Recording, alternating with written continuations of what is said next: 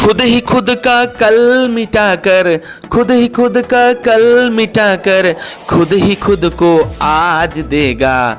हम इसी आशा में जीते, हम इसी आशा में जीते कि है वतन आवाज देगा।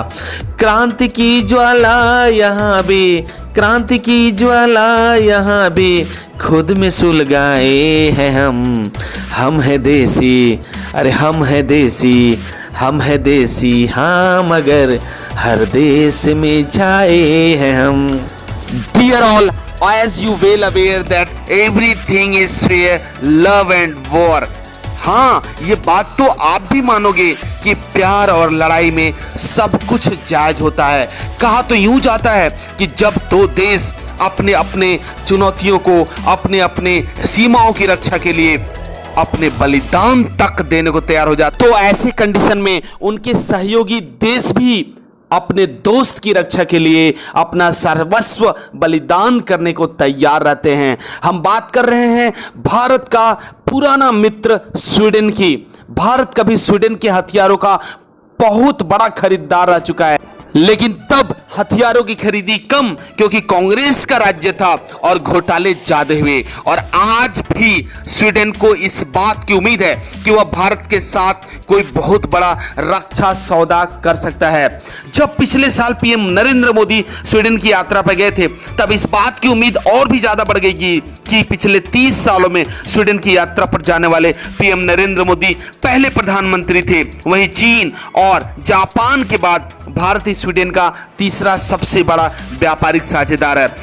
वैसे इतिहास में हुए घोटाले की वजह से स्वीडन की कंपनियां भारत को हथियार बेचने के मामले में पीछे रह गई हैं, लेकिन अब स्वीडन ने भारत को लुभाने के लिए अपने RBS-15 एंटी शिप मिसाइल को देने का प्रस्ताव भेजा है। दरअसल जर्मनी ने बड़े पैमाने पर स्वीडन के RBS-15 एंटी शिप मिसाइल को अपनी सीमा में शामिल किया है और अब स्वीडन ने कहा है कि वह भारत को अपनी प्रिपेन लड़ाकू जहाजों को RBS-15 एंटी शिप मिसाइल का बेहतरीन और किफायती सौदा करने के लिए तैयार है। स्वीडन ने यह भी दावा किया है कि RBS-15 एंटी शिप मिसाइल एक ऐसी विध्वंसक मिसाइल है जो दुश्मनों की नौसेना को पसीने छुड़ा देती है। यह बस एक बटन दबाकर भूल जाओ की थ्योरी पर काम करता है। स्वीडन का यह भी दावा है कि प्रिपेन लड़ाकू जहाज भारत के लिए अच्छा विकल्प है क्योंकि यह लड़ाकू जहाज हल्का होने के साथ साथ समय पड़ने पर 1 घंटे के अंदर ही इसके पूरे इंजन को बदला जा सकता है। इतिहास में ऐसी मिसाइलें